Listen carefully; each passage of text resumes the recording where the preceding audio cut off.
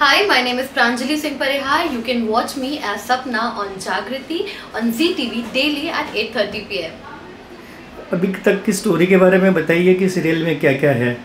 हमारा शो बहुत इंटरेस्टिंग चल रहा है। आप जब जागृति देखेंगे तो आपको पता चलेगा कि जागृति की याददाश्त चली गई थी एंड वो वही बचपन वाली जग्गू है, ये उसे भी नहीं पता था। और ये बात सबसे पहले सूरज को पता चलती है एंड देन लेटर ऑन जागृति गेट्स टू नो एंड उसको सारे फ्लैशेस आते हैं, जिसमें एक सीक्वेंस में मैं उसे मारने की कोशिश करती हूँ। बचपन में भी सपना ने जागृति को धक्का दिया था, खींचा था पहाड़ी से नीचे, और बड़े होकर भी जिससे उसकी मेमोरी गई थी बचपन में, और बड़े होकर भी जैसे उस सपना को पता चलता है कि ये वही जग्गू है, वो उसको वापस खींचती है और इस बार उसकी मेमोरी वापस आ जाती है। तो आने वाले दिनों में क्या नया ट्विस्ट देखने मिलने वाला है? आपको बहुत सारे नए ट्विस्ट, तूफान, सब कुछ देखने को मिलेगा, क्योंकि जागृति की मेमोरी वापस आ गई है और वो उस घर में शादी करके आ चुकी है अपनी सौतेली बहन के पास, अपने दुश्मन के पास जिन्होंने उनके माँ बाप को मारा था। तो अब उसके लिए पूरा एक उथल पुथल होगा, plethora of emotions are going to be there because she will experience several emotions at the same time. आगे जाके ये भैरव द्वारा जो चाल की गई है इस सीरियल के अंदर, तो जागृति और सूरज के रिश्ते पर क्या प्रभाव पड़ेगा?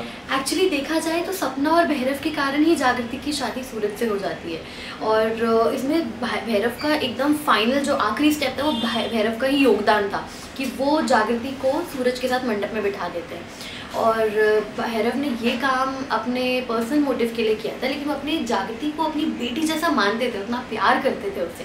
पर अब ये जो हो चुका है तो सूरज और जागृति की अभी नोकझोंक चल रही है, और फिर आपको आगे जाने के लिए देखना पड़ेगा कि उनके बीच में प्यार होता है कि नहीं। क्या जागृति अपने आप को आईपीएस अधिकारी बनने के सपने को पूरा कर पाएगी या फिर क्या रहेगा आगे? जागृति और उसके सपने के बीच में बहुत सारी उलझनें आने वाली, जिसमें से कुछ मैं भी क्रिएट करने वाली हूँ, और लेकिन वो उसने अपना एक दृढ़ निश्चय कर लिया है कि उसे बनना ही है आईपीएस। तभी वो अपने लोगों की, अपने चित्ता लोगों की तकलीफ़ें कम कर पाएगी, उनके लिए सोल्यूशंस निकाल पाएगी, उनको बेस्ट चीज़ें प्रोवाइड कर पाएगी। तो आपका जो ये रोल है बेसिकली पॉजिटिव गिना जाए या नेगेटिव गिना जाए सीरियल के हिसाब से? देखिए, वैसे तो all in all negative character है, but the best part about Sapna is everything is justified for Sapna. Sapna के पेरेंट्स और जागृति के पेरेंट्स, मतलब सपना और जागृति की मदर जो है वो सेम है, तो सपना को लगता है कि जागृति के कारण पेरेंट्स मरे हैं, that is why she hates Jagriti from the core. तो अभी तो नेगेटिव है, देखिए आगे क्या होता है। भविष्य में आप इसी तरह के कैरेक्टर करना पसंद करेंगे या कुछ पॉजिटिव भी आपने सोच रखा है?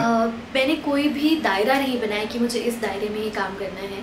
whatever comes to me and if I like the character, if I like the background of the character and character building अच्छा है, strong है, तो I would love to do that, and positive हो, negative हो, whatever comes। कोई नहीं opportunity ऐसी देख रही है आप कि इसके लिए आप ओपन हो, ऐसे कोई अपॉर्चुनिटी?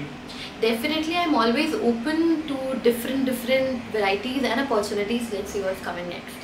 OTT पे कोई प्लान है आपका भविष्य में या कोई फिल्म का प्लान है?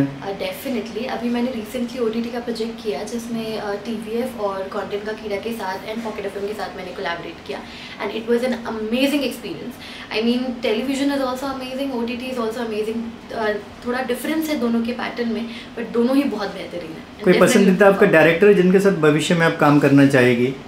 ऐसे बहुत सारे डायरेक्टर हैं। जो हमारे अभी डायरेक्टर है जलद सर, मैं बहुत टाइम से उनके साथ काम करना चाहती थी, and I got the chance to work with him on this project, and let's see क्या होता है आगे। सूरज के व्यक्तित्व में अहंकार और असुरक्षितता का जो दिखाया गया है उसके बारे में आप क्या कहना चाहती है? सूरज का कैरेक्टर बहुत ही अमेजिंग ग्राफ दिखाएगा आपको।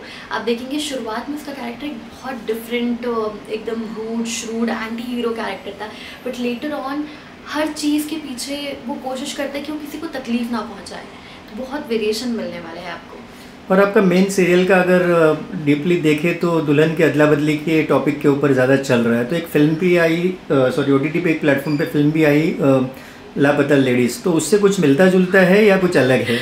लापता ladies, first of all I love that film and Kiran Rao ma'am, I am a big fan of her.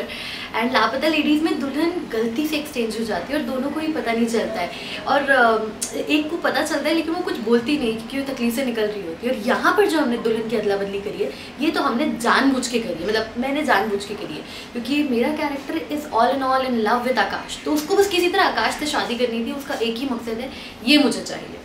ये सीरियल जो है मतलब बहुत छोटे से कैरेक्टर से शुरू हुआ था और आगे जाके अभी 12 साल का डिफरेंस भी बताया गया है। बच्चों से लेके यंग जनरेशन इसको काफ़ी पसंद करती है और बैटमैन के जो चाहक होते हैं वो भी इस सीरियल को देखते हैं। लेकिन अभी बैटमैन नहीं रहे जिन्होंने किरदार किया वेल किल्मर, जो 65 साल की उम्र में अभी उनका निधन हुआ है लॉस एंजलिस में। तो उसके ऊपर आप क्या कहना चाहती है? आई थिंक ये हमारी इंडस्ट्री के लिए, पूरी एंटरटेनमेंट इंडस्ट्री के लिए एक बहुत बड़ा लॉस है, बिकॉज़ बचपन से हमने उन्हें देखा है, उन्हें प्यार किया है और ऐसे उन्होंने एक सुपर हीरो को हमें एक ऐसा वर्जन दिया है जो हमेशा हमारे जहन में, हमारे दिलों में जिंदा रहेगा।